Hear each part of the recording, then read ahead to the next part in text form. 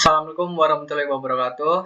Jadi di sini kami dari kelompok 11 akan mempresentasikan tugas besar statistika dengan judul Eksplorasi Data Dua Dimensi pada minuman saset dan minuman botol. Next. Jadi anggota kelompok kita ada yang pertama Barayuda dengan NIM 23111021186, lalu ada Muhammad Zidan dengan NIM 23111021189, dan saya sendiri Kevin Yudhistira dengan NIM 23111022252. Next. Jadi untuk topik dalam proyek kami berkaitan dengan data minuman yang terbagi menjadi dua jenis, yaitu minuman botol dan minuman saset. Variabel yang dikumpulkan meliputi berat, bersih, dan kandungan gula dari minuman botol dan minuman saset. Data yang dianalisis mencakup 200 sampel, terdiri dari 100 data minuman botol dan 100 data minuman saset. Setiap data tersebut akan dianalisis melalui visualisasi distribusi data dan korelasi antar variabel. Lalu pengumpulan data dilakukan melalui observasi langsung di lapangan. Kami membeli beberapa snack di toko terdekat, mencatat masing-masing berat, bersih, dan kandungan gula dari minuman botol dan minuman saset. Data hasil pengukuran disimpan dalam tabel Microsoft Excel untuk masing-masing variabel. Kemudian file Excel tersebut diimpor ke dalam RStudio untuk analisis lebih lanjut. Next. Jadi untuk yang pertama, analisis statistika deskriptif. Sini pertama ada kandungan gula botol itu dengan nilai minimal 10, lalu kuartil 1 14, mediannya 19, meannya 19, lalu kuartil ketiga 24, dan nilai maksimum 28. Untuk modusnya 10 dan standar devilisasinya ada 5,7 dan untuk variannya ada 33,33 dan range-nya 18 dan JAK-nya 10. Lalu yang kedua ada berat bersih saset itu dengan minimal 11, kuartil 1 13, median 15, mean 15, kuartil 3 17 dan maksimal 19. Lalu hasil modusnya ada 11 dan standar devilisasinya ada 2,8 dan variannya ada 8.08. Lalu yang ketiga ada berat bersih botol itu dengan minimal 250, kuartil pertama 262, median 274 dan mean 274, kuartil 3 286 dan maksimal 298. Hasil modusnya ada 250, standar devilisasinya ada 14,49 dan variannya 210 dengan range 48 dan JAK 24. Lalu yang terakhir ada kandungan gula saset itu minimal 6,0, lalu kuartil 1 7,5, mediannya 9.0 dan mean 9.0. Lalu ada kuartil 3 10.5 dan maksimumnya ada 12.0 dengan modusnya yaitu 6 dan standar devilisasinya 2.24 dan variannya ada 5.05 dengan range 6 dan JAK 3. Next. Berdasarkan hasil analisis statistika deskriptif, dapat disimpulkan bahwa berat, bersih, dan kandungan gula minuman botol memiliki nilai minimal Q1, Q2, Q1, Q3, median, mean, modus, dan nilai maksimal yang lebih besar dibandingkan dengan minuman saset. Menunjukkan bahwa kedua parameter tersebut dapat pada minuman botol lebih tinggi. Selain itu, nilai range, JAK, standar devilisasi, dan variansi untuk berat, bersih, dan kandungan gula minuman botol juga lebih besar daripada minuman saset yang mengindikasikan bahwa data berat, bersih, dan kandungan gula minuman botol lebih menyebar atau heterogen dibandingkan dengan minuman saset. Next. Selanjutnya akan dilanjutkan oleh teman saya, silahkan. Ya, terima kasih. Mari kita lanjut pada histogram. Begini histogram dari kandungan gula saset dan kandungan gula dari minuman botol. Next. Lalu ada histogram dari berat bersih saset dan berat bersih dari minuman botol. Next. Lalu ini ada sinuous dari berat besi botol itu 0 atau simetris. Dan sinuous kandungan gula botol 0. Lalu sama sinuous berat bersih saset juga sama. Kandungan gula dari saset juga sama.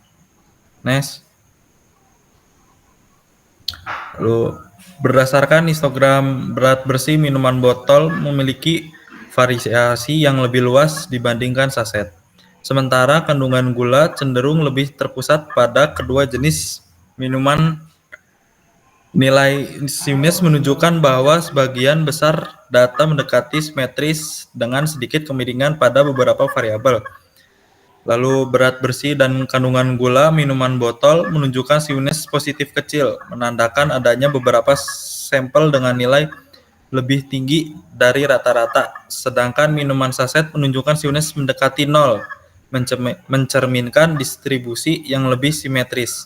Kesimpulannya, distribusi data secara keseluruhan cukup seragam dengan sedikit variasi antara minuman botol dan saset, dan perbedaan signifikan hanya terlihat pada data ekstrim tertentu. Analisis ini membantu memahami karakteristik masing-masing jenis minuman secara menyeluruh. Lalu di sini ada box plot dari perbandingan berat bersih minuman saset dan botol. Berat bersih botol secara keseluruhan jauh lebih besar dibandingkan saset. Lalu tidak ada data outlier yang terlihat pada kedua kategori yang menunjukkan semua data masuk dalam rentang yang wajar. Lalu ada box plot perbandingan kandungan gula dari kedua minuman botol dan saset. Kandungan gula minuman botol secara umum lebih tinggi dibandingkan saset. Lalu botol memiliki variasi kandungan gula yang lebih besar dibandingkan saset, yang terlihat dari rentang box dan whisker yang lebih lebar. Lalu tidak terlihat outlier pada kedua kategori, menandakan semua data berada dalam rentang normal. Lalu selanjutnya dilanjutkan oleh teman saya, dipersilakan. Ya, saya akan melanjutkan yaitu korelasi.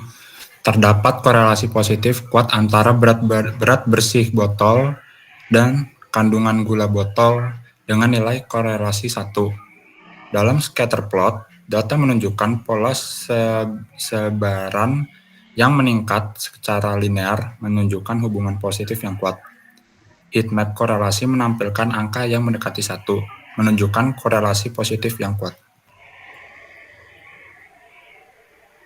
Berikut adalah data minuman botol dari heatmap dan distribution correlation and scatterplot data minuman botol.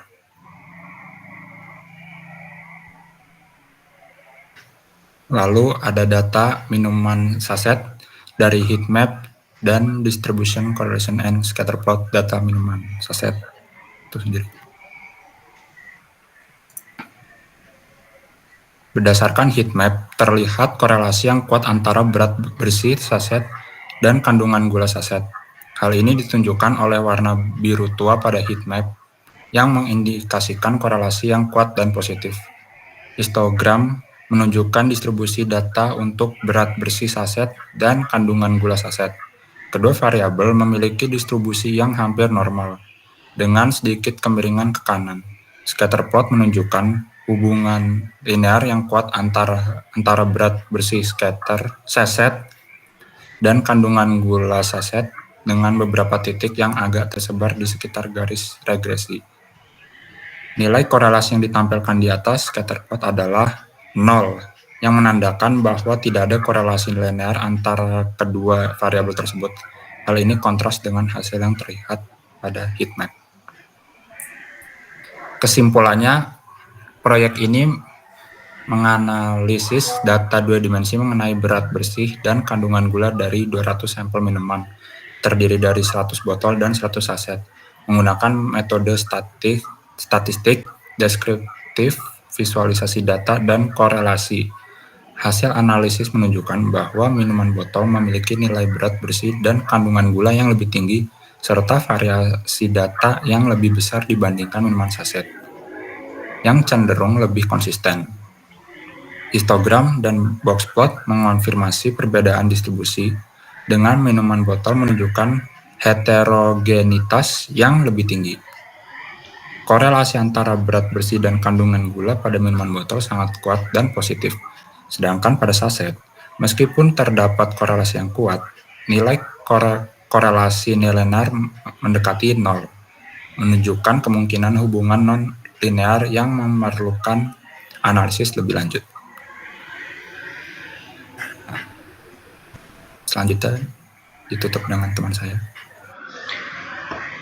Oke, mungkin itu saja yang bisa kami sampaikan. Kurang lebihnya mohon maaf. Wassalamualaikum warahmatullahi wabarakatuh.